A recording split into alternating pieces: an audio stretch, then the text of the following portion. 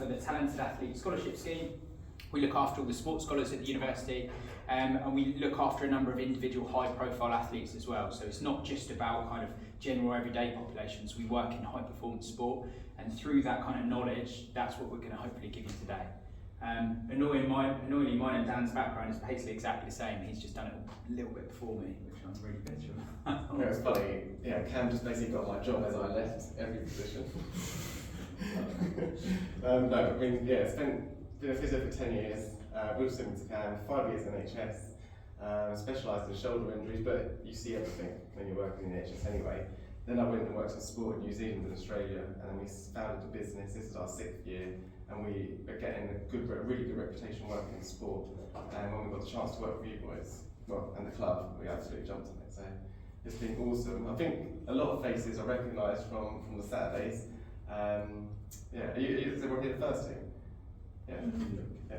Yeah.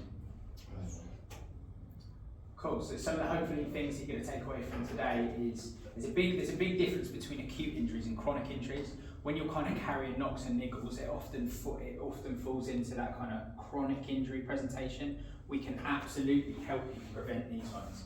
Acute injuries, basketball's an awkward sport. There's twisting, there's turning, there's jumping, there's landing awkwardly. Some of those injuries we can help prevent a little bit, but we can't completely rule those out. It's part and parcel of playing sport, right? We can reduce the likelihood of these, but I absolutely believe. Is it touch? Yeah. 100% we can help you prevent those chronic injuries. We're going to help you understand the kind of different structures which can be injured and interventions that you can apply against different areas of your body to help bulletproof them against injury. This is a big one as well, how best to recover from an injury. So if you do get something, how are you going to get back to basketball as quickly as possible? And finally, understanding the importance of warming up and how that can prevent injury. Are you guys still doing that S&C based warm-up before games? Yeah. Yeah, okay, perfect. Nice. And does everyone here do S&C as part of your training, like consistently, at least twice a week? I think they've recently just stopped, haven't you? Okay. You've recently stopped? Part of practice. Okay, Yeah, you're still practice. doing it as part of training. No, not really. See, last year you had Barbara, didn't you? Yeah, we used to do it every Thursday. That was it. I mean, you'd be in the seminar room doing some like a little mini circuit before you went on court. Yeah, we kind of we don't really do this year. Put your hands up if you go to the gym. That's good. Okay, sweet. Some of these principles that we're going to give you, if you weave into what you do in the gym, it will help bulletproof you over the course of the season. It's just knowing what to do and doing addressing the right areas. Yeah. Well, I think we've kind of gone for that. Just a quick show of hand who's carrying an injury right now, just so we kind of. The week down, or Yeah. And what kind of things are they? Yeah. Like, What are they? What are you struggling with? Mine's my ankle. Okay. shorter, much shorter. Ankle. Or is this like sprained ankle? Yeah. Like from landing, yeah. And yours was your knee, was your ACL? Did you have surgery? Yeah. Yeah. Nah. But I was saying yes to the surgery. Oh, sorry, yeah. Was it preventable? Can you prevent injury? So that's like, yeah, Cam's kind of alluded to the fact already. Acute injuries are a lot harder to prevent, but you can certainly bulletproof your body to withstand much more load, and we'll talk about that. What you absolutely can prevent is those chronic, like, grumbly niggles that almost like you see a long time coming, like you see them before they actually become a problem, like you just end up playing through them or you just ignore it, you don't do anything about. They're the ones that you can confidently 80-90% eliminate the risk. That's really what we want to kind of educate you guys on. And if you are ready, just well done, carry on with all the things that we're going to talk about. But if you're not, hopefully we plant the seed that there's some little things that you can just add into your training and just to be conscious of going forwards. I think firstly, just explaining what an injury is. This definition is real simple, but it paints a picture in your head. If you understand this, you probably understand the whole presentation. We talk about it as like a little seesaw analogy. An injury will occur to whatever part of your body. We refer to tissue, and we'll talk about the different tissues in your body. But if the load exceeds the capacity of that tissue, and that can be muscle, tendon, ligament, bone, nerve, then something's got to give. That's as simple as that. And the number one, the easiest way to improve your capacity in your tissues, in your body, is through some strength and conditioning. That's why it's so important. Because normally, when you love your sport, that's all you do. And you can get away with it when you're 15, 16, 18, but then as you start getting older and you still put your body through like intense plyometrics, which is you guys, your sport is an hour and a half on-court plyometrics, like you need to be bulletproof to withstand that high impact load. So just simple jogging, put into context, like 5 times your body weight. If you're jumping and dunking, that can be up to 10 times. Just going through 10 times your body weight. Think about what that is in terms of a force. If you think of like, I mean, no one here can, I mean, I'd be super impressed if you can single leg press 10 times your body weight, but that's the kind of load that's going through and why you need to be so strong and so resilient. But has anyone ever had like a calf injury and Achilles injury where you felt it kind of pop a little bit, you felt it kind of go? Anyone ever had that? Yeah. Has anyone had like a muscular injury where you felt it go? Is cramp?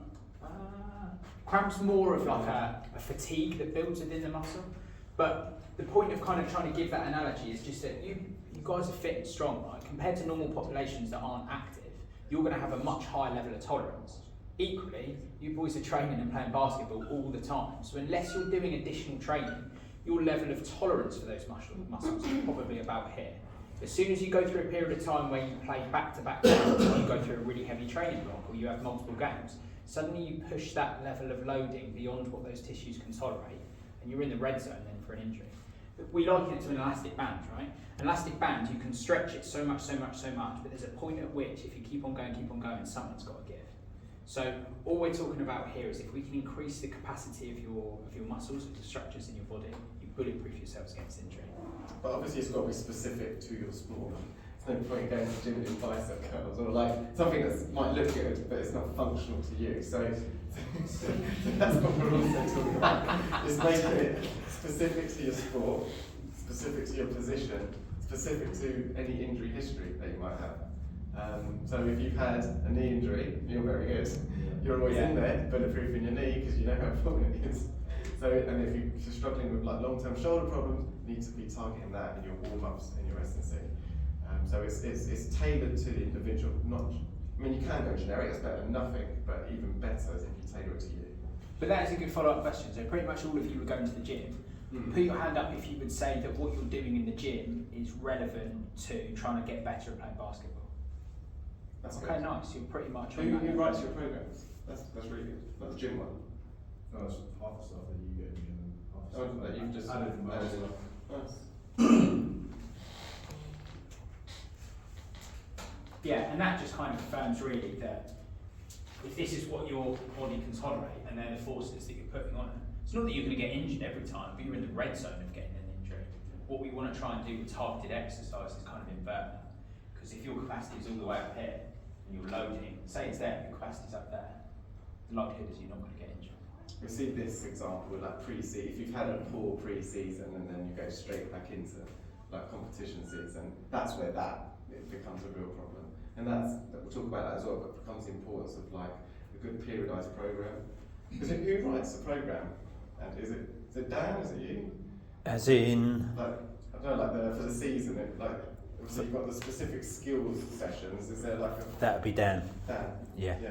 Dan, And he Jesse, he's and doing Kate. sports Kate. science, he'll factor all Yeah. that in. But one thing that I would say that is unique to you boys playing basketball is unlike other sports in that the volume of games and the volume of training is massive. It's really, really hard. You play basketball a lot compared to the level that other teams train. And then we've discussed as well the level of force that you're putting on your body during that training when you jump is also huge. So load for you guys is massive. So it makes it doubly important that you are doing that bulletproofing stuff as well. But I thought, it might be helpful just to define what acute and chronic actually mean. So acute injury is almost like an immediate force that is beyond what the tissues can tolerate. So they're really hard to prevent. An example might be like in rugby, someone comes to me laterally, my knee turns in, puts loads of medial force through these ligaments and then they go. That's an acute injury that I was just unlucky, it's just part of the sport. Similarly, you're jumping, someone pushes you in the air, you land on your ankle, you invert it, you stretch all those ligaments. Acute injury, real hard to almost prevent. They're just unlucky and they're part of the sport. We've got some pictures. We've got some examples of acute injuries. Is anyone squeamish? Some of them are basketball ones, which we were like. Well, the first, actually, the last one's If you're basketball, squeamish, bad. please come to the front. So they Oh, escalate. you're okay, Johnny. You've got a screen right next to you. So they escalate. So I think the first one's pretty tame. Yeah, these are hard to prevent. Okay, acute injuries. They're just. And that's the least bad one that requires a shame. Johnny, don't close your eyes. This will put you off. But why? Oh, that one's bad. That's Cisse. Yeah, I remember that. He did that twice. Yeah, the other day was that. Oh! That's crazy. Hello, Johnny's just looking at his phone. But the point of that is that those ones are high impact, high force. You can have the most bulletproof knee in the world, but if someone comes and smashes it and lands all their body weight on it, there's not much you can do to prevent that. But we alluded to it before, the different types of structure. This is one that's going to be really common for you guys, muscular strains. So muscles and tendons, so they're kind of referred to as kind of pulled muscles, and they're graded 1 to 3. You might hear, if you ever go and see it and get them treated, grade 1 referring to a few fibres, really, really small amount of tearing. All the way to, okay. Cam's got a way to explain it. So muscle injuries, but this also sells by rehab is really, really important. Now, if anyone talks to you about a torn muscle, before as a physio, I used to think that I torn my muscle like that. And then when it's really painful, I used to be worried about loading it. Like, should I go into the gym? Should I carry on training? Because my fear was, am I going to keep on doing damage to it? That's not really how your muscles work. So often in low-level muscle injuries, you'll have like a grade 1 tear. So there will be a tiny tear in there. There's only a few fibres. And actually, if I put force through it, it's still okay. The structure of it's still fine. I'm not making it any worse, but I've got the potential to piss it off. But your muscles aren't 2D, they're 3D. So actually, the structure is still really, really strong. And that, those few tears are in there, but it's still really strong. I can put force through it. Now, what happens over the first 7 to 2 hours is your body goes through a healing process. And if you had a collagen, done sports medicine science, collagen. All of the soft tissues in your body are made up of collagen. And what happens to your body, it's incredible really once you know this, that in the first 7 to 2 hours, your body chucks down collagen. So you have a scar tissue. So this is kind of the process that you get scar tissue. Your body just chucks down this new tissue, chucks it down. And a rolled ankle is a really good example of this, right? Because 2 weeks after a rolled ankle, kind of feels loads better. But that new tissue that's been laid down, that new tissue that's kind of repaired that tear, is brand new tissue. It's never jumped, it's never twisted, it's never lifted weight, it's never run. But often what happens is people feel better and they go, I'm going to go back to sport now. I'm going to go back to full training because it feels good. But actually that brand new tissue is really, really weak, it's really, really stiff. And then it just puts you at a higher risk of doing an injury to that again, and you might twist it again. And it breaks down that collagen. Probably not as bad as the first time. A few fibres get kind of torn, and then your body goes through that process again, and people get stuck in this cycle. But this is why it's so important. We're going to talk about how to rehab an injury later on. If you do an injury like this, actually early rehab to get that new tissue strong, stable, malleable, it can stretch, is the most important thing. So anyone who picks up low-level kind of injuries, we run a service for you guys on match day. Come see the physio that's there supporting you. Let them know, and they will give you the stuff to do at the earliest possible point to make sure that that process goes as quickly as possible and you return back to sport as quickly as possible. But that's what our service is there to help you on game days for. It's there to help you if you are injured, to get you ready for the game, but also if anything happens, come see us afterwards. But that's what we refer to with grade 1 to 3. You can do this kind of injury. That's like a grade 3. That's bad news if you got that. The patellar tendon, I think it was an away player. Yeah, the rupture. That was a grade 3. That's acute, pretty bad. Should have had a picture on there. It's that kind of level. But that's a grade 3. That's like pretty severe. I would say 80% of the injuries will see a grade 1, which actually, when Cam was explaining it, it's only a few of those fibres. It's actually pretty safe to load, but you do need to rehab it before you go back to sport. A lot of people sometimes they get scared, don't they? They're like, oh, I thought like grade 1, and it sounds more serious than it is. That's actually pretty common in anyone that's sporty. You just need to rehab it. That process of healing, naturally the body go through it with like 4 to 6 weeks. So that's just kind of like your window to really, really get it strong. If you're rushing back before that, that's when maybe the tissues haven't adapted and it hasn't gone through that healing process. And if you haven't loaded it to the demands that you need it to, it hasn't aligned and hasn't united as you need it to as well. So like Cam was saying, that new scar tissue, whether it's a ligament or a tip of muscle, it's all kind of mismatched, and it's only through loading it, the forces you put through it, it aligns it and makes it nice and contract the way you need it to. Right?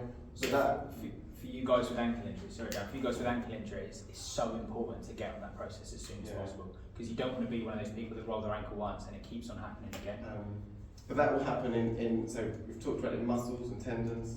It will happen in ligaments. Every tissue of your body, that's how it repairs. And ligaments, they connect all the bones. So if you're struggling with an ankle, the most common one is your ACFL.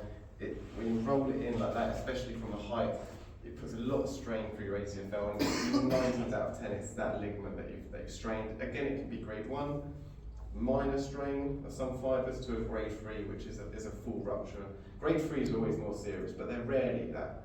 It's got to be, as in an acute, you're just unlucky, like for the grade 3s. The grade 1s, the grade 2s, they're the ones you can bulletproof from with good S&C and follow the principles that we talk about. Okay? Bones as well, like you can train, someone that's osteoporotic, they might get medication and like all the vitamin D supplements, but the number one thing is resistance training. It also makes your bones stronger. If you do resistance weight bearing exercise, you have more calcium in your bones and they're more robust. So every tissue is stronger through loading. Has anyone had a dislocation? I think you've had. Was that through basketball? Yeah, the shoulder. Yeah, shoulder's the most common because it's the most mobile joint. It's actually not, so we've got the hip or the knee, they're locked in by the bony structures. Shoulder is a shallow socket, it gives you that 360 degrees of range, but it's actually the rotator cuff and the ligaments around it that acts like the suction. That's why it's the most common one. Now, if you've had a dislocation, you need to strengthen up the rotator cuff and all the muscles around it because they act like a suction and keep it in place as well. If you're having recurrent dislocations, sometimes it's good to go for an x-ray because they check the structures around it, but really it's all about strengthening up all those muscles. Have you just dislocated once, never did it again? 4 times. Yeah, you always get your shoulders strapped before the game, don't you? Yeah, it's been pretty good this year, but it's not very. But the taping will really help with that. I wore a brace all last year. Yeah. Oh, that's the issue of the brace. This year I haven't worn it so far, so Yeah. that's really Okay. been good. That's good.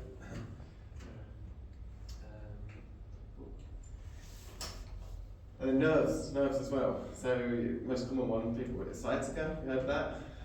So nerve pain, for you to know, is it a muscle, is it a nerve? Typically you'd have pins and needles, that's a giveaway sign that you've irritated a nerve. But it's a tissue. I used to think nerves, before I studied physio, were like microscopic, just an impulse, but if you did a dissection of a cadaver, a nerve is like a wire, it's literally like a wire, just like a vein or an artery, and that's where, it's physical, it can get tight, it can be compressed, it can be pulled, like a traction injury, and it can affect like the innervation of the muscles. So sometimes you lose a bit of sensation. Nerves give you the impulse to contract, so sometimes it feels weaker and harder as well. Often you have the pins and needles, that just shows that it's been a little bit compressed. So if anyone's feeling pins and needles in their toes, in their hammy, that's often indicative of a nerve, or sometimes if you're in your arm, it can be the nerves up here. But again, all these structures can be made stronger, can be mobilised through stretching. Definitely come see us if you get pins and needles. If you get not just like random like day-to-day pins and needles, if you have an injury with pins and needles associated with it, come see us because we can check you now. Yeah. Right. Chronic injuries. So these are the ones that definitely we can bulletproof you from, just because they're up at hand. If you think that the loading required for acute injuries, we said there's that massive mismatch. If you're going to do an ACL, there's a huge level of force through your current level of capacity. But with chronic injuries, if your capacity is here, chronic injuries are the ones where loading is just a little bit above it. There's no moment where you go, oh, I've done something, but it's that kind of injury where over time you get that soreness, you get that achiness. And generally the presentation is often, in tendons that you get this. So like patellar tendon for you guys, Achilles be a really big one. That it's kind of that grumbling pain in the background. You start to do a little bit of movement, it feels better, and then if you do too much, it feels worse again. These are the ones that we can definitely help you with. Has anyone had any kind of injuries like that? Something referred to as a tendinopathy? Anyone been told? They've had that before? Okay. This is good that you. Repetitive strain injuries, they're chronic injuries. That's another kind of term. This is really good though that you're getting this advice at this point, because these are really common injuries in your demographic, in your sport, that actually having this knowledge now will help you bulletproof against in the future. The answer to this one is really, really simple. We never want to go down the route of reducing loading, because you guys want to continue playing basketball and we want you to do that as well. Rest will help because that brings the loading down and your capacity is above that. But the other thing that will help is increasing your capacity. Because if your capacity is up here, it doesn't matter if your loading's here, you've got all of this room where it's bulletproofing you from injury.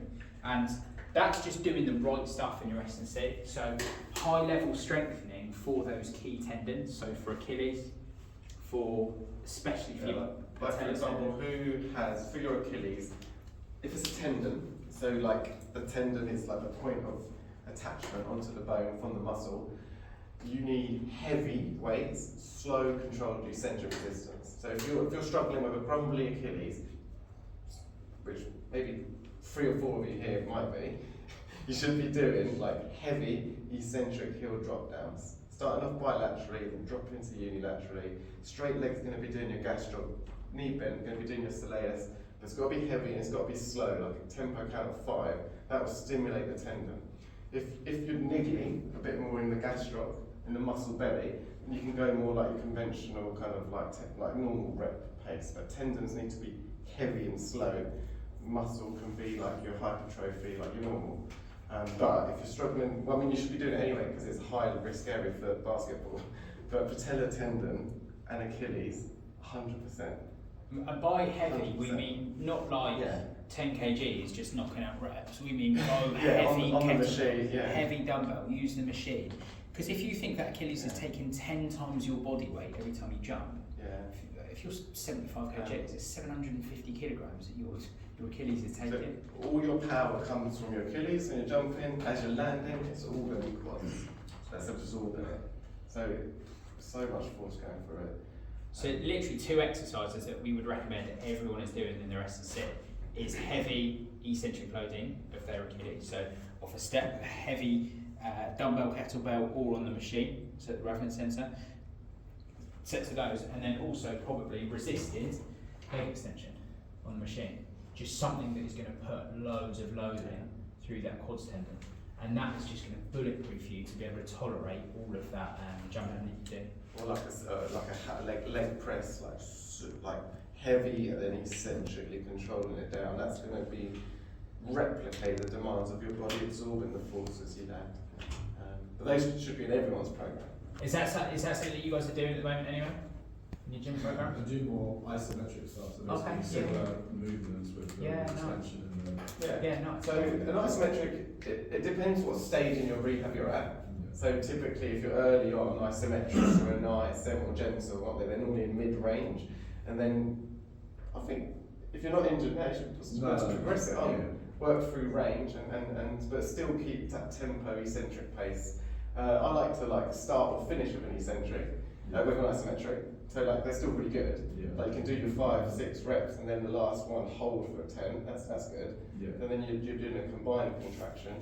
But you need to be doing some, especially lowers. That should be like in everyone's. And then if whatever you've got, it might be a bit more shoulder focus for you, but then you tailor it. But so if there's 2 exercises that you want to take away to put into your program from today, those 2 100% is going to benefit everyone. Alright, this one, we've already banged on about it, but it's the easiest one, low hanging fruit, get stronger. So these are our top 4 tips to take away. Number 1, just increase your capacity. And the areas that you need to increase your capacity are tendons. So your Achilles tendon, patellar tendon, quadricep tendon, those 2 exercises that we just talked about will do that. And any other area for you that you consider to be a weakness, your capacity is going to be lower. So addressing that in the gym with some targeted exercise to increase that capacity. So a lot of the secrets that we're giving away really is just good quality S&C, but just doing specific stuff. You're all doing the hard work in the gym. If you can just do the right stuff in the gym, it will make nice. I mean, it literally goes to your shoulder dislocates recurrently because it's a little bit weaker, because it's had so much history, like so much trauma to it. Your knee, your ankles, back and forth, it's always niggling because it's weaker. It's not your fault, it's because it hurts. So then you can't load it, and you get into this cycle. And then it's the same with your knee. You're rushing back. Some of the structures they're not ready for 10 times body weight. They're ready for 5, but you need to play. And then it's just that one game too much or a little bit too early. And it all comes down to strength, but it's timing. That's the hard bit. You do your rest and you do your range of motion, your early acute physio, and then there's this gap really where like you're discharged from physio, you're back training, but you're not fully fit, and then sometimes people go back and forth like that. But if you get it right, sensible strength training will solve 80% and we'll be out of a job, which isn't good.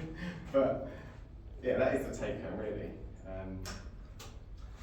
The other one is, I guess, more down to the coaching staff, but in the program that you follow, that is periodised. And of course, Dan and the team can do an excellent job on this, but having a real good pre-season where you're building your aerobic and your strength, like capacity and your strength endurance.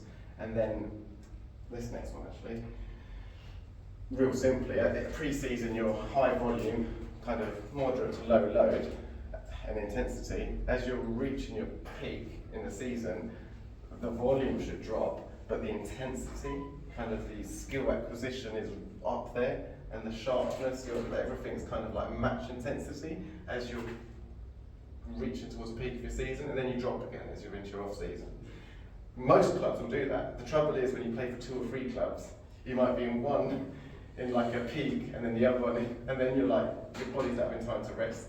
So if you're playing for the uni, like first team here, and then it's doing something else like you just signed up for a half marathon or a charity run, that's where you get it wrong. It's actually like the club will be doing a great job.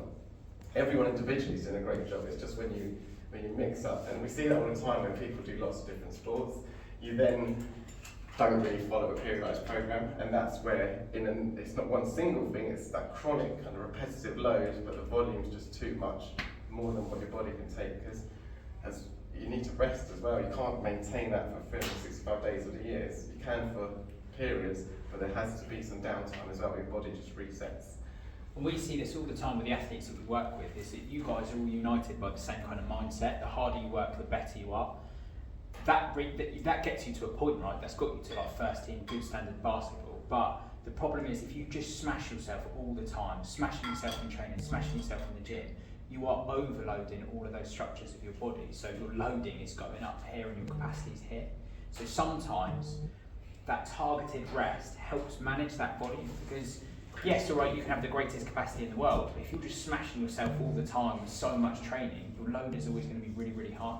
So these guys think about that for you, but the other thing that I need you to do is just think about your own body. Think about, do you feel smashed up? Do you feel dead? Do you feel like you're carrying a lot of fatigue? And sometimes then means that you don't have to go and smash yourself in the gym. You don't have to go and have that additional session. It's giving that time, that rest as well. But do you notice a change in your kind of year programming? Do you have a pre-season and then you go, yeah, and that's probably more cardiovascular based, fitness, rather than, but like, I mean, you guys are all fit anyway, you might just carry that baseline level all throughout the year, to be fair. But yeah, that's kind of a model that most clubs will follow. I know for me personally, I was lifting so much heavier during pre-season. Yeah. And now the load just dropped off. Is that because your injury or because the season started? Yeah. But that's often what happens. So elite teams will often do that. American football, rugby, NBA, all of their big lifting is often done outside of their season, because that's where they make their real strength gains, and then it's just maintained during the season. Because the problem is the focus to try and improve overall strength massively takes so much input, actually takes them away from basketball a little bit. So that is periodisation, what you're doing.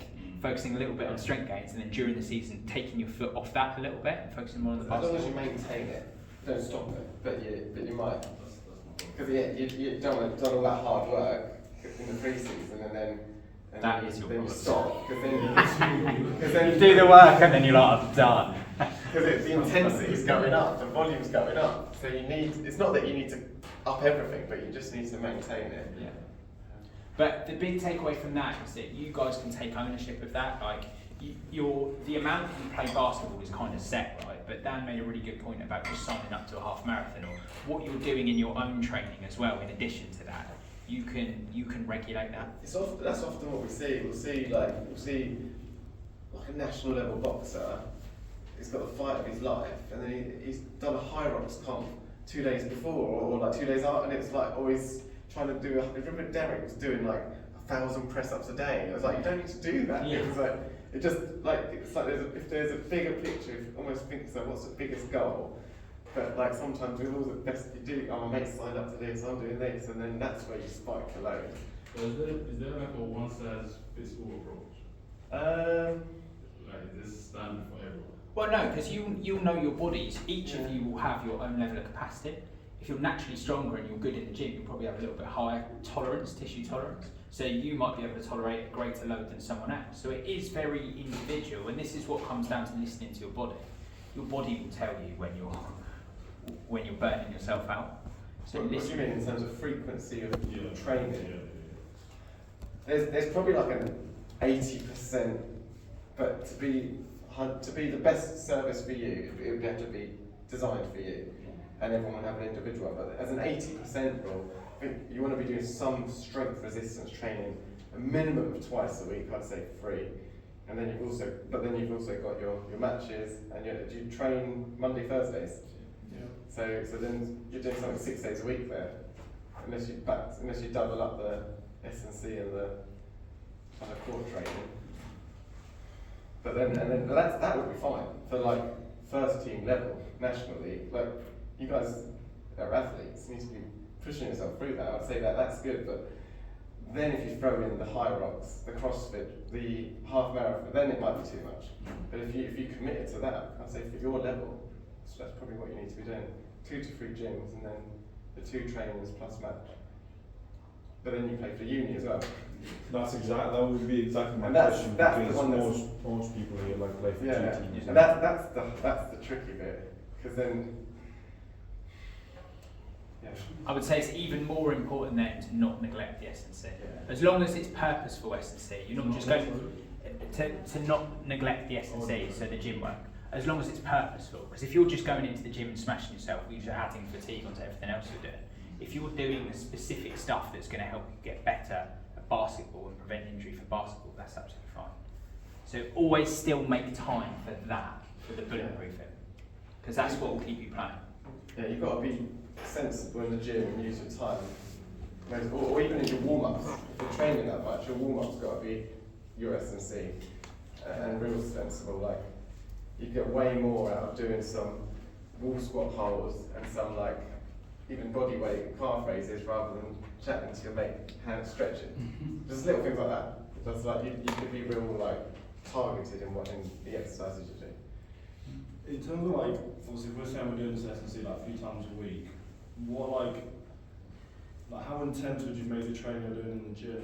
Because like I'm finding where I'm coming back from injury, obviously I've had like 8 weeks of doing not loads, Yeah. and I'm trying to match up the level of the team there because these guys have obviously been like peaking and peaking.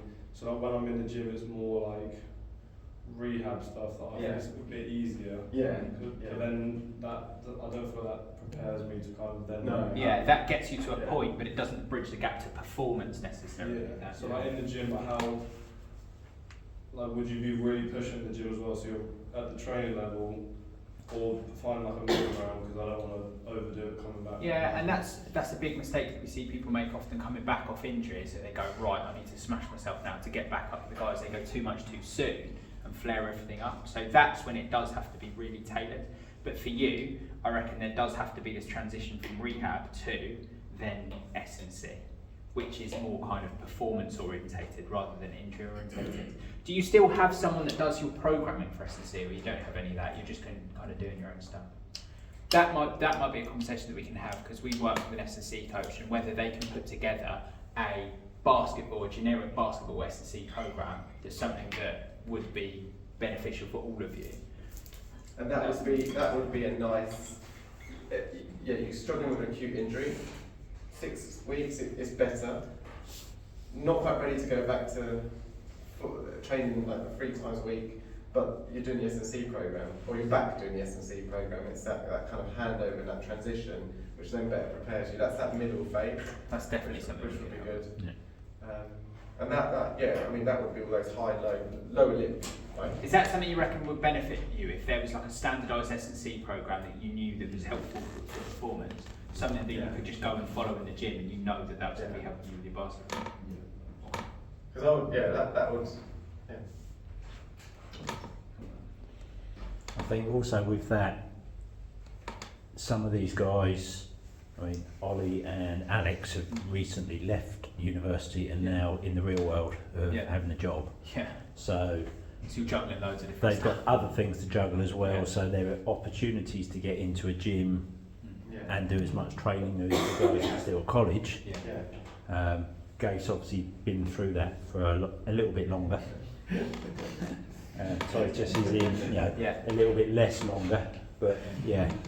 And some of these guys obviously next year are going to go through that same phase of I'm not training 6:30 on a Monday morning, 6:30 on a Friday, playing on a Wednesday. And that's why that gym work has to be purposeful. You're not just going in and mooching about for an hour. You go in, you're doing a set amount of stuff, you're in, you're out in 45 minutes, and you know you've got what you need from that session. So we'll get to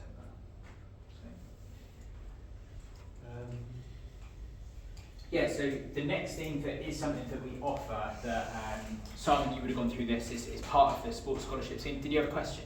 Yeah. What's like a good amount of time to spend in movement that was not too long enough to? Yeah, so I would say 40 minutes to an hour is where you want to be. Anything beyond that, you're probably adding a level of fatigue, or you're not working sufficiently hard enough, and it's just dragging out for a longer time. Anything, if you are working for that amount of time at a high intensity, you're just adding too much fatigue to your body. So, for the sake of performance programming, 40 minutes to an hour, you could get your session in done. Yeah, well then. Is that still the case if you're doing like a large range of stuff, like let's say you're doing like all upper body kind of session? Yeah. And you're trying to and this is why I think it would be helpful if we can help with a little bit of programming for you guys, because if we can give you the biggest bang for your buck, the biggest bang for 40 minutes, 2-3 sessions a week to do your whole body and target the whole areas, especially for you guys that probably wouldn't break it up and just do uppers or lowers, it would be 2 whole body programs a week that would be lower limb focused. Still with a little bit of upper limb, but 40 minutes to an hour, I'd say. I don't know, what would you? Yeah, an hour. An hour. That's what I was going to say.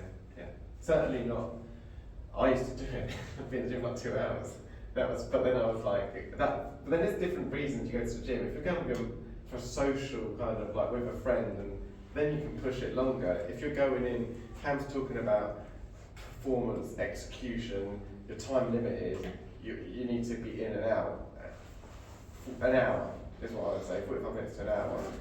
And you're doing the right exercises for you. And by that we mean like that 80-20 rule. There's 100 exercises you could do, but what's the one that's going to give you the biggest reward and the most meaningful for you? Sport and injury history. Then it's now. But if you're going with a friend and stuff, and it's a group with you, and it's that social thing, then obviously longer. Like there's different reasons you train as well, isn't there? And it depends. You might be coming back from an injury, in which case you might be doing a longer primer, a longer warm up. Then it might be pushed to an hour 10, hour 15. But if you're fit, healthy, I think it's about intensity and just executing when you're there. But I used to go there for 2 hours and I'd burn out. I've learned it the hard way. But another service that we do provide is something called athletic movement screening. Has any of you heard of that, done something similar to that before? So it's often part of kind of every elite sports team will undergo a series of kind of screening tests that the physiotherapy team will do. And what we're trying to identify is your specific areas of weakness. So we look at your body from head to toe, every single joint range of motion, your strength from one side of your body compared to the other, and the control of your limbs as well. We also do a little bit of S&C testing, so we look at capacity of certain muscle groups From that, we compile a report that's bespoke to you. We look at every area of strength in your body and every area of weakness. And we can pinpoint for you the areas that are in the red zone for injuries. So as part of this consultation process, we do the report and then we have a meeting with you. And we give you a bespoke exercise program of stuff that you can do in addition to your S&C as part of your warm-up that is going to bulletproof kind of the correct areas for you. Because everyone is different, we can give you an S&C program that will hit 80% of the stuff that you need to. But for you, for example, if you did that movement screening, I guarantee you would find stuff on your ankle that we could then give you a really specific thing that would help for you. So it was just to let you boys know that we do run that service. It is a private service, it's paid for it, but you boys all get 10% off for that as well. So if that was something that you ever thought you'd be interested in or would benefit you, just come speak to us at the game and we can sort that out. Typically, I mean, you can know what you can do it whenever, but the best time normally we do is for clubs and high-level sport pre-season, because then what you get is an individualised kind of we'll call it prehab, we don't want you to be injured, but an individualised prehab kind of warm-up or program for the season. So if you do nothing from today, take away a generic lowers program that we can hopefully speak to you and get to you. That you've got to do that. That's going to be like 80% of like that would reduce that risk of chronic injuries. I reckon by 80% if you follow that 3 times a week. If you want to go and get be the best you can be and individualise, because that program will be generic to basketball and the level that you're at. If you want to go individually, have your own program, then that's where this comes in. It's not that like you have to have this, but if you want to get the best out of your body and if you're struggling with particular niggles, then that's where the program can be tailored just to you rather than the sport in general. Because it's an hour's testing and it looks at, there's 20 tests looking at every single joint range of motion and kind of every single unilateral aspect and strength of your body, uppers and lowers, and then matched to that you get a program out of it. But that's very individual. Not everybody needs that as well. But you do need to be doing some gym 3 times a week. Cool. This one is often like just ignored because it's so simple, but make sure you're doing a good warm-up as well. And I think you guys do on game day. Yeah, if you've got standardised warm-up, you do. Yeah. Yeah. Yeah, I've seen it run with the bands. Also, use us. We're there from 4 on game days and home games. So as part of your warm-up, we're there offering soft tissue, taping if you need it. Obviously, you've got your dynamic warm-up on court, but we've got Normatec boots as well. You just come and see us, use us as part of it. If you're priming your body with the warm-up, you're getting blood flow into your tendons. That means they're more elastic, they're ready to take the load. There's also studies where performance was improved. Just by if you rocked out your car straight onto the court, 1, you might get injured because you haven't warmed up, and 2, you're not as sharp, you're not as responsive. So in terms of those 2 elements alone, don't neglect the warm-up. And on that, I'm right in thinking it's the pre-game massage they book, yes. The pre-game taping they book a time. Yeah, but the boots and the massage guns, they can just turn up, can't they? They don't have to book a time for those. Yeah. But I mean, we'd like you to book because it makes it easier. But if you forget to book and you just turn up, we'll work it out as well. Ideally, because I just mean the massage guns and the boots. Yeah. If they don't have to book those in as such. Yeah. And whatever works for you, we've got loads of technology and equipment. But also the other thing is that like strapping and taping. If you've got anything that you want to bulletproof, come see us for that. Even with your shoulder, we can do very specific techniques specifically for shoulders. And you might find that that's a little bit more specific for you rather than just wearing that generic brace. So come see us, there's loads of stuff that we can do to help you.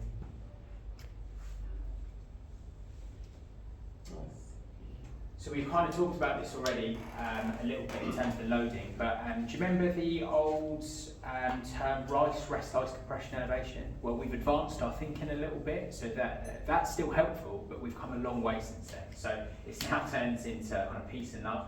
And the acknowledgement is that for every like acute injury, if you just do nothing, it will probably get better, but then you're at a risk of injury when you go back if you don't do anything, and it'll take longer for you to get back. So actually taking a much more proactive approach will get you back sooner. So if you do pick up anything, come let the team know on the day, and we'll give you some advice. But protection is obvious, just because if you've rolled your ankle, you're probably not going to go out and run 5k the next day. You need to be sensible with it, but equally there's some stuff that you can do to be proactive. So elevation and compression will really help reduce that excessive level of swelling. The recommendation is now for the first 48 hours to actually avoid taking ibuprofen, just because your body's going through a natural healing process. You know, I said when the collagen gets laid down, that's an inflammatory process. Ibuprofen can stop that process or impede that process a little bit. So for 48 hours, just kind of let it be. After that, if it's still really swollen and painful, yes. Even avoid ice. So the recommendation now is kind of to avoid ice. I think it's excessive. We don't jump into an ice bath for 10 minutes. Like an ice pack for 5 minutes is fine. It's what you don't want to do is significantly, we'll go on to it, but you don't want to stop that acute healing response. So you actually want there to be a little bit of inflammation, because that's your body sending all the white blood cells and all the kind of repair process, which will start healing that tissue. This is like within hours, right? This isn't like a week down the line. But if you roll your ankle and you take ibuprofen, like straight away, you're stopping that body healing process. You can take ibuprofen, but we normally say after 48 hours, because you actually want a little bit of that inflammatory cascade. The ice is the same principle, but there's nothing wrong with putting an ice pack on. What the research kind of says is you wouldn't go into like a cryo chamber, like that, and significantly like cool down the area for prolonged periods.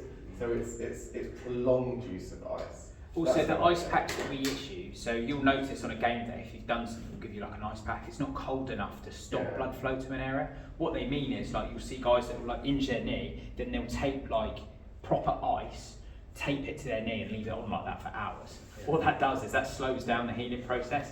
A little bit of ice could actually help, or a little bit of cold can help reduce the pain a little bit. And if you're in less pain and you move better, then that's really helpful. So it's like a little bit of pain.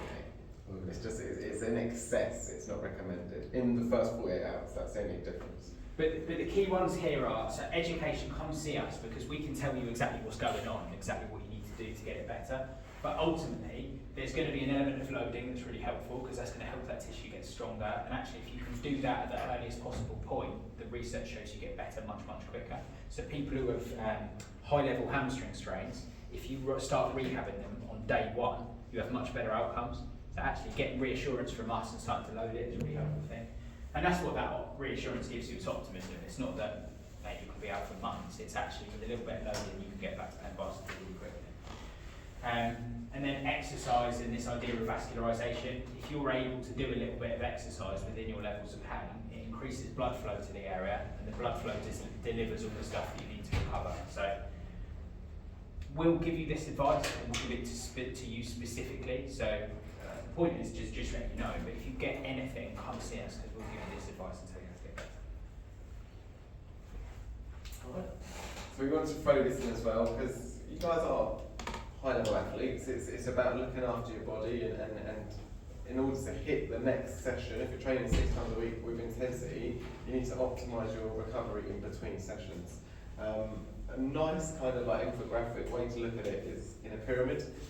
Now, the base of the pyramid are the most important bits.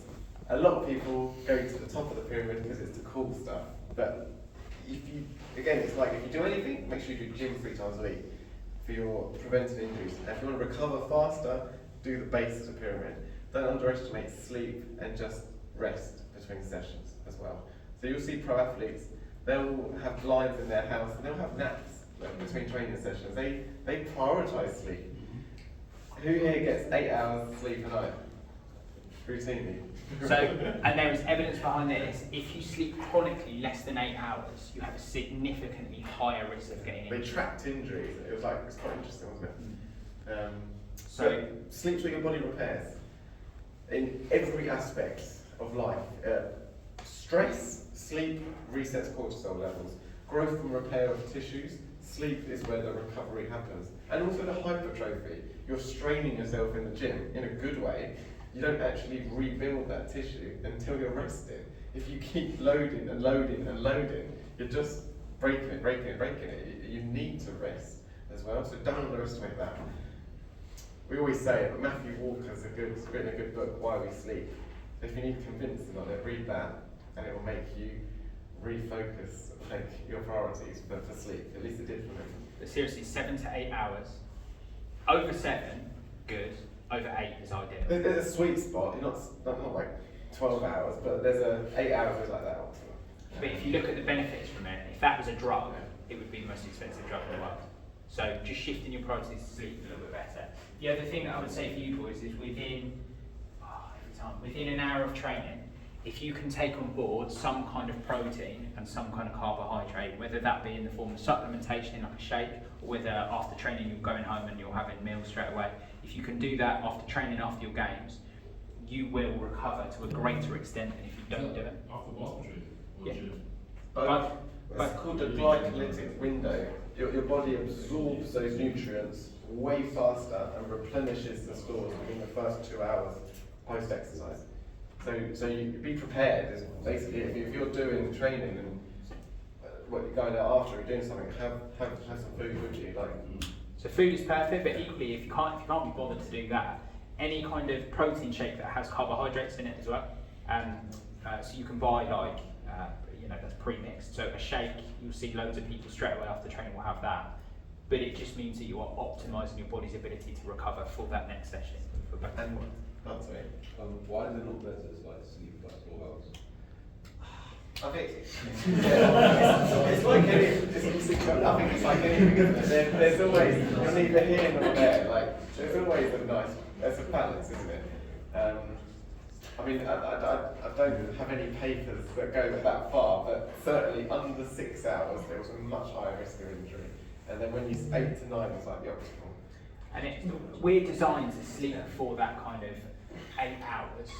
That's the normal amount for us. If you go beyond that, you start accessing a new deeper level of sleep as well, so it actually becomes counterproductive, and you wake up not restful. You wake up more tired than you would have done. It's like if you don't get out of bed when you're too much can be bad. It's like anything, too much of anything. But the big point of this one, boys, is that we offer massage, we offer the recovery boots, we offer the Theraguns. If you're not sleeping well and you're not optimising your nutrition, you can do this as much as you want, and it's not going to help that much. We see people, again, we're shooting ourselves in the foot, spending a lot of money on these bits, and they are terrible at the sleeping, and they have a terrible diet, and they recover a lot faster if they just ate well on post-training as well. Yes, mate. What's fast? So they're like cupping, the things that are trending. Oh. Like they're good. They do, and there's nothing wrong with all of these things if you're doing all the others. Okay, so cupping, red light therapy. Things that they are good if you're doing everything else. But the actual physiological effect you have is so much smaller than what you get from sleeping and eating well. If that makes sense. Yeah. Whereas because it's cool, it looks cool to have all the suction marks. It looks cool, on Instagram. Sometimes people just do that bit, and then they'll go out and. Well, sometimes they don't even eat. Sometimes we had a boxer that all he had was bag of salad. During fight camp, and wasn't fueling his body, and he was feeling tired and had injuries. So it's we obviously talked to him about his injuries, but it's you need to look at that as well. He's a heavyweight. He's a super heavyweight in a bag of salad. And he felt slow and and then I just think a good one on protein is make sure you're having 1.5 to 2 grams per kilo of your body weight. And I guarantee you, most of you are It's actually hard to get that in without a shake, unless you're eating loads of tuna or loads of chicken. 1.5 to 2 grams per kilogram. So if you think in a standard chicken breast, you've probably got about 30 grams. And if most of you are weighing what? over 80 roughly, 80 kgs. On a good day. So if you're thinking 120 to 160 grams, if there's 30 grams in a chicken breast, that's a lot to try and take on board. So if you want to optimise the response you're getting from your body from training, upping your protein intake would massively make a difference. Yeah, if you're doing all those things, then you've got your cold water, you've got your saunas, like your hot cold, that could be amazing. You've got the Normatec boots that we offer, they're real good, they're kind of pumping blood, or they're including the blood, like a blood pressure cuff, for a short period of time, and then as the pressure releases, you're getting a massive increase in blood flow, increase in blood to the heart, with a venous return, and that flushes out lactic acid. They're awesome. You know the boots that you have, is that for after the game? It's more the pre-game. Yeah, I was also using them after games. Yeah, you can. I mean, you're welcome to, but we tend to like we kind of go after the game, but we can stay longer if you want us to. But you get a benefit from both. What the advantage of them is immediately after taking them off. If you've got any fatigue in your legs, they feel a little bit heavy. Everyone always comes out the boots and they feel so much lighter. They feel so much more agile. So there's a benefit for them before, but equally afterwards, when you've got that fatigue, it helps them then as well. So we've got loads of stuff. Find what works for you, and then just continually use it. We're more than happy. A lot of people will knock on the door if we're in and you want to use them. Just knock on the door, even if it's on a Monday or Tuesday. The only thing we kind of say is that you stay. You like the seats outside and just drop them in after, but you're welcome to try them out. That's you'll see a lot of like the sports scholars at university we work with. They'll be doing their essays with the boots on there for an hour in those chairs outside the sports school. But yeah, that's open to you guys as well. So if you ever want to try them out, just go on the door. Right. So summary: an injury occurs when you've overloaded a structure beyond what it can tolerate, and then the two ways that you can get that better. Either think about your volume, reduce your volume a little bit, or increase your capacity. You increase your capacity by going to the gym and doing specific stuff. So, boys, being in the gym, doing specific stuff, and we can help with that. We'll chat to Andy afterwards about giving you like a generic program. Is going to make a massive difference. The other thing that you can do, if you wanted to get that extra 20%, come speak to us about the movement screening, because we can tee you up for that and give you a personalised report as well. So he talks about the different structures that can be injured. You can't completely reduce the risk of injury, eliminate the risk of injury, but you can certainly reduce it. So, S&C, don't be silly with the amount that you train in, functional movement screening, do your warm-up, but you're forced to do the warm-up anyway, so that's covered. 4 things. And hopefully you know who we are already, but we're up at the Brevlin. Alright, you guys get 10% off, and we're there every home game. And a sports massage and tea. When we're at home, it's quite easy. We've all got kind of our routines and whatever. But let's say like away, so like I don't know, like at some point soon, we've got like 2 trips to Plymouth. We've got Cardiff, so we're sat on like a bus for many. How would you like? And we may only have 30 minutes to an hour to walk. So I'll try and get you there quicker.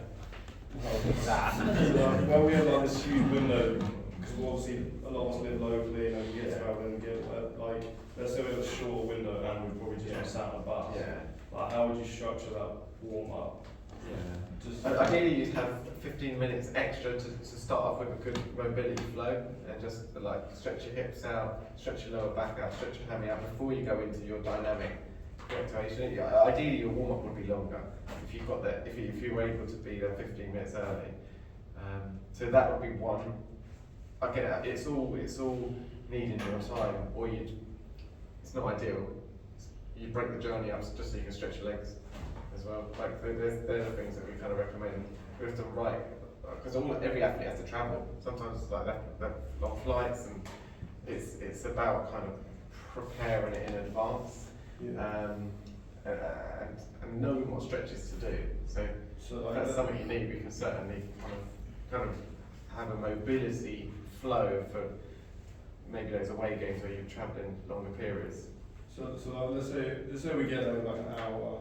So before we do like our S&C, like the jumping and whatnot, you do like strength, just pure mobility. That's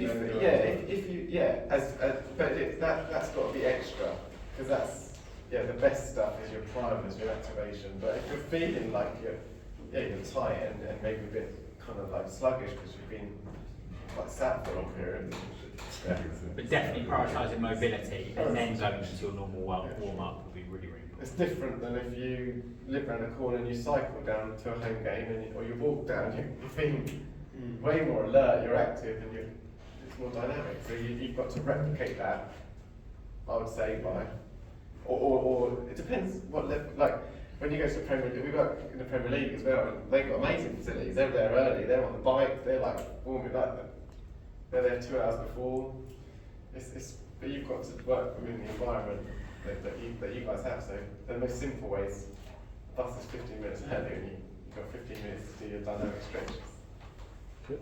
On that then, would you have a recommendation on, if your away game is 2 hours away and you're going to be in a bus for 2 hours, do 15 minutes before everything else. If your away game is 4 hours, so therefore you're 4 hours, would you still say just 15 minutes, or would you say actually, because it's 4 hours, a bit longer? Yeah. I'd say probably on the longer ones, definitely making an effort to break the journey up a little Yeah, bit. I think Just so that's not building up. It's still a 15-minute stretch, but maybe a 15-minute toilet break. Service. Yeah. Just even though you could smash out 4 hours, but it's more the fact that you get to stretch your legs. Yeah. And also like move. You don't want to get too sleep. Like if you've been travelling for I'm 4 hours. just obviously thinking of planning for. I do the driving for the guys anyway, so if it's a case of let's stop. It's all in Do plan. 2 hours, stop, have a half hour, carry on, be there an hour 15 rather than an hour. Then it's just the logistics of we need to leave a bit earlier.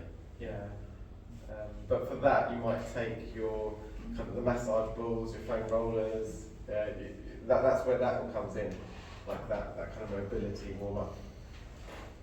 It's a good question. Cool. Anything else from you boys?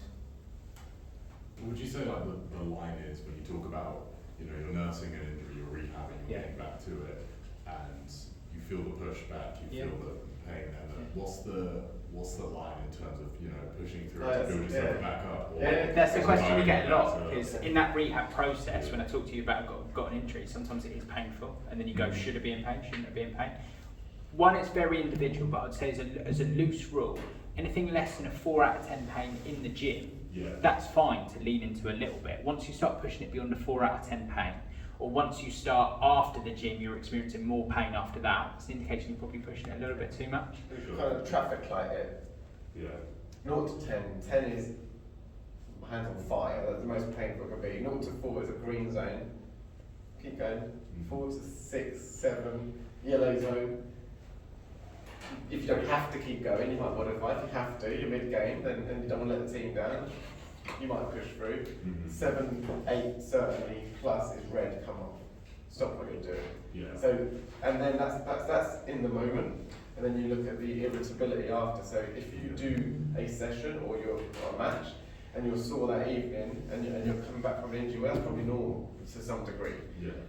What we don't want is that soreness, that swelling, to be more than 40. We don't want it to be more than 48 hours. So if you've done something and then for 2 days it's too much. So that's at most. Normally I say 24 to 36 hours. Certainly no more than 2 days. So that's how you know. You don't want the long-standing effects to flare something up for more than 2 days. And in the moment, it shouldn't really be pushing more than a 4, ideally. But there's circumstances where you might go up to a 7 if you're in a competition. Thank you. Let's say if you're constantly, you might need to see a physio if you're pushing those boundaries consistently. But boys, any questions like that, we're always around to ask. So Even on a game day, on or game even day, just just looking around. ask us. That's what they're literally there for you. So whatever you need. If you want to ask us about any injuries on Saturdays, indeed. You said the no ice or limited ice and ibuprofen. Is that just like injuries? Like let's say you slightly tweak something, or like it's not that bad. Or like maybe you're just sore, is still fine. Or as in you're taking it proactively to. No, so like if like my ankle thing, I slightly tweaked it last Saturday. Nothing like I played on after. I was like to feel it over the next couple of days. And now it's fine. I'd say that's different because it's not. Well, what comes when Cam was explaining that, he's talking about an acute injury. Okay. So if I don't have any ankle problems right now, and I suddenly land and I go, oh my arm, I come off. Yeah. Maybe in the past I would have gone, give me some ibuprofen, give me an ice bucket, that to an extreme isn't recommended anymore. It would be after 48 hours, but in the moment for a brand new injury, you can say a little bit of ice, not more than 10 minutes, delay the ibuprofen, because that's going to inhibit that inflammatory cascade for at least 48 hours. You can take paracetamol, and then do all the other bits. So it was like protect it a little bit, elevate it if it's swollen. But after 48 hours, and yours certainly is, isn't it? It's long. You're talking about a niggle and a chronic injury. I think it's fine. You're just part of that rehab. You're way beyond the 48 hours. It's only like something that's super fresh. Okay. Well, nice one, boys. Thank you so much for coming tonight. Yeah, thanks. I know it's late, so thank you for your time. But I think the biggest thing that we can do is we'll try and get that, speak to you about the S&C stuff, because that will be something tangible. You can go away and then give you some focus in the gym. Yeah. Very useful, thank you. Thank you. Thank you.